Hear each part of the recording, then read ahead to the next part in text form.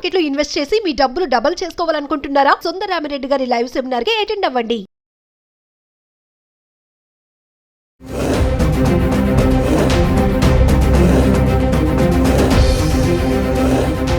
నమస్తే, welcome back to Suman TV. ప్రస్తుతం మనతో పాటు ఉన్నారు consumers affairs committee chairman Mandadi Krishna Reddy గారు. నమస్తే సార్. నమస్తే అమ్మా. సార్, పహల్గాం దాడి తర్వాత మరి పాకిస్తాన్తో అధికారికంగా ఇన్ని సంవత్సరాల నుంచి రాకపోకలు సాగించినటువంటి అటారీ చెక్ పోస్ట్, మరి కేంద్రం అయితే ఒక సూచన ఇచ్చింది, దీన్ని ఆపేశారు, మూసేశారు ఆ చెక్ పోస్ట్ని. మరి దానివల్ల ఎవరికి ఎక్కువ నష్టం అంటారు ఆ చెక్ పోస్ట్ మూసేయడం వల్ల? అటారీ చెక్ పోస్ట్ అనేది వాస్తవంగా పాకిస్తాన్కు మనకు మధ్య కాకుండా ఆఫ్ఘనిస్తాన్కు మన మధ్యలో ఉండేటువంటి బార్డర్ అది చెక్ పోస్టు.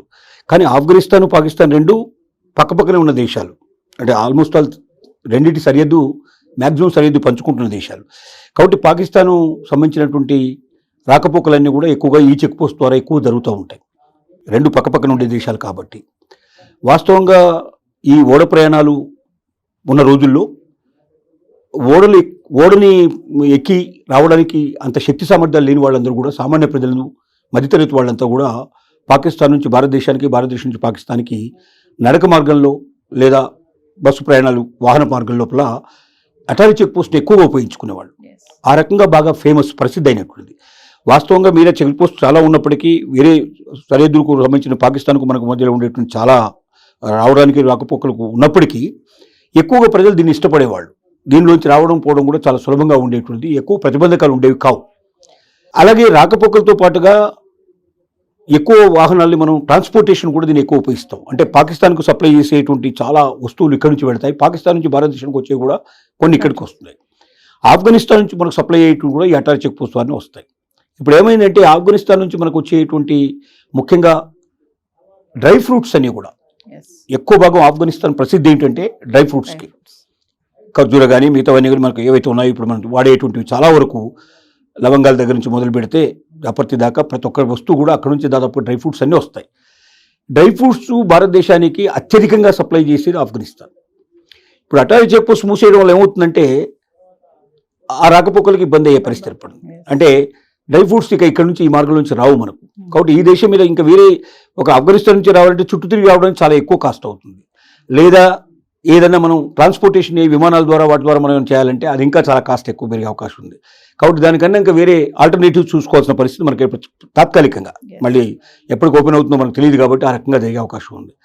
ముఖ్యంగా పాకిస్తాన్కి వెళ్ళే ఐటమ్స్ కానీ పాకిస్తాన్ వచ్చే ఐటమ్స్ కానీ బంద్ అయిపోతాయి. పాకిస్తాన్ని మనకు వచ్చే కన్నా మనం పాకిస్తాన్ పంపించేవే ఎక్కువ ఉంటాయి వాస్తవంగా.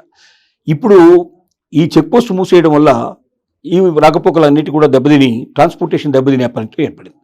దీనివల్ల చాలా వస్తువులు విపరీతంగా రేట్లు పెరిగిపోయాయి. ఇప్పటికే పాకిస్తాన్ లోపల ఎప్పుడైతే ఇది మూసేయడం జరిగిందో ఆ నెక్స్ట్ డే నుంచే విపరీతంగా రేట్లు పెరిగిపోయాయి. అంటే జనం కొట్టుకునే పరిస్థితి ఏర్పడింది సిచ్యువేషన్. ఎందుకంటే ఒక వస్తువు సప్లై సడన్గా బానిస్తే మళ్ళీ ఆల్టర్నేటివ్ వెతుక్కోవడం కూడా చాలా టైం పడుతుంది. వాస్తవంగా ఇది మనం తీసుకున్న నిర్ణయం కాదు, అంటే ఈ చెక్ పోస్ట్ మూసేయడం మనం చేసిన పనే. కానీ పాకిస్తాన్ నుంచి ఏ వస్తువు రావడానికి వీలు లేదు అని చెప్పి వాళ్ళంతా వాళ్ళే డిసిషన్ తీసుకున్నారు. వాళ్ళ నోట్లో వాళ్ళే మన కొట్టుకున్నారని చెప్పక తప్పదు. ఎందుకంటే ఇక్కడ నుంచి వీళ్ళు అంత చీప్గా ఇంకా ఏ దేశం నుంచి సప్లై చేసుకుంటాం. వేరే దేశాలు సప్లై చేస్తే దీనికన్నా కనీసం ఒక 3 times 4 times 5 times ఎక్కువ ఉంటాయి. అసలే పాకిస్తాన్ పెద్ద దేశం. ఇవాళ అసలు వాళ్ళకి ఇంధనం కూడా లేని పరిస్థితి ఏర్పడుతుంది, నిత్యావసరాలు కొనుక్కోలేని పరిస్థితులు ఏర్పడుతున్నాయి చాలా వరకు. ఇలాంటి పరిస్థితుల్లో అటారీ చెక్ పోస్ట్ మూసేయడం వల్ల ప్రభావం చాలా ఎక్కువ పడింది. వాళ్ళకి అసలు నిత్యావసర వస్తువులన్నీ బంద్ అయిపోయే పరిస్థితి ఏర్పడింది. విపరీతమైన రేట్లు పెరిగిపోయినాయి. ఇది ఇక ప్రయాణాలు కూడా బంద్ అయిపోయినాయి. కాబట్టి చాలామంది సామాన్యులు కానీ లేకపోతే మధ్యతరగతి వారు కానీ లేకపోతే అంటే మామూలుగా కాలినడకలు వచ్చేవాళ్ళు లేకపోతే 4-wheelersలో వచ్చేట వాళ్ళు ఇట్లాంటి వాళ్ళు మామూలుగా బస్సుల్లో వాటిలో ప్రయాణం చేసేవన్నీ కూడా ప్రయాణాలు ఆగిపోయినాయి. ఒకవైపు ఆఫ్ఘనిస్తాన్ నుంచి మనకు ఇది దెబ్బ అయిపోయింది, అలాగే రెండోది పాకిస్తాన్ కూడా ఇది రెండో రకంగా దెబ్బ అయిపోయింది. కానీ తప్పదు మరి కొన్ని, ఎందుకంటే యుద్ధ నిర్ణయాలు తీసుకున్నప్పుడు ఆ నిర్ణయాలకు అనుగుణంగా మనం వెళ్లాల్సిన పరిస్థితి ఏర్పడుతుంది. ఇది చాలా సుదీర్ఘమైనటువంటి చెక్ పోస్ట్ వాస్తవంగా. అంటే ఇప్పటికీ కాదు, ఎప్పుడో మన స్వాతంత్రం రాకముందే, భారతదేశానికి స్వాతంత్రం రాకముందు నుంచి కొన్ని దేశాల వాళ్ళు ఆఫ్ఘనిస్తాన్ నుంచి మన దేశంలోకి ప్రవేశించడానికి కానీ ఇక్కడి నుంచి వస్తు రవాణాకు కానీ ముఖ్యంగా వ్యాపారానికి బాగా ప్రతీక అయినటువంటిది. ఇంత పెద్ద చెక్ పోస్టు, అంటే రోజు కొన్ని వందల వేల వాహనాలతో కలకలలాడేటువంటి చెక్ పోస్టు ఒకేసారి మూసేయడం వల్ల చాలామందికి ఉపాధి కోల్పోయే పరిస్థితి ఏర్పడుతుంది, చాలా నష్టాలు సంభవించే అవకాశం ఉంది, వ్యాపారాల్లో చాలా నష్టాలు వచ్చే అవకాశాలు ఉన్నాయి. వ్యక్తిగత రాకపోకలు, బంధుత్వాలు, వ్యవహారాలు కూడా దెబ్బతినే పరిస్థితి ఏర్పడింది. చాలా చోట్ల మనం చూస్తున్న దాంట్లో వీసా భర్తకి బిడ్డకి వీసా ఉంది, అవును. ఇంకొక బిడ్డ ఇక్కడ ఇండియా లోపల వీసా ఉంది, భార్యకి ఇక్కడ వీసా ఉంది. ఇప్పుడు వాళ్ళు పోగలేని పరిస్థితి ఏర్పడుతుంది. అట్లాంటి ఎంతో మంది భార్యలు, తర్వాత భర్త ఇక్కడి వాడయి భార్య అక్కడిదయ్యి Yes. ఆ రకంగా వీసాలు లేని పరిస్థితుల లోపల, అంటే ఇంకా వాళ్ళకి ఆ దేశంలో వీసాలు రాలేదు, ఈ దేశంలో వాళ్ళకి వీసా రాలేదు, కానీ ఇద్దరికి వేరు దేశాల్లో వీసాలు ఉన్నాయి. ఇప్పుడు ఏం చేయాలి? వాళ్ళు ఈ దేశంలో వీళ్ళు ఉండిపోవాలి, ఆ దేశంలో వాళ్ళు ఉండిపోవాలి. యుద్ధం ముగిసేదాకా వీళ్ళ పరిస్థితి ఇది. యుద్ధం ముగిసిన తర్వాత మళ్ళీ అది ఎన్నాళ్ళు జరుగుతుందో యుద్ధం తెలియదు, ఎన్నేళ్ళు జరుగుతుందో కూడా తెలియదు ఒక్కోసారి పరిస్థితి. మనం చూసాం ఇప్పుడు రష్యాకి మిగతా దేశం జరుగుతుంది, చిన్న దేశం అయినప్పటికీ ఎంత ఇబ్బంది పెడుతుందో మనం చూస్తూనే ఉన్నాం. అలాగే ఇక్కడ పరిస్థితి ఎలా వస్తుందో మనకు తెలియదు సిచ్యువేషన్. కాబట్టి ఇలాంటివి చాలా జరుగుతాయి. యుద్ధం అనేది ఎప్పుడు కూడా లాభాన్ని తెచ్చిపెట్టదు, నష్టాలే. ఈ నష్టమే ఉంటుంది తప్పదు.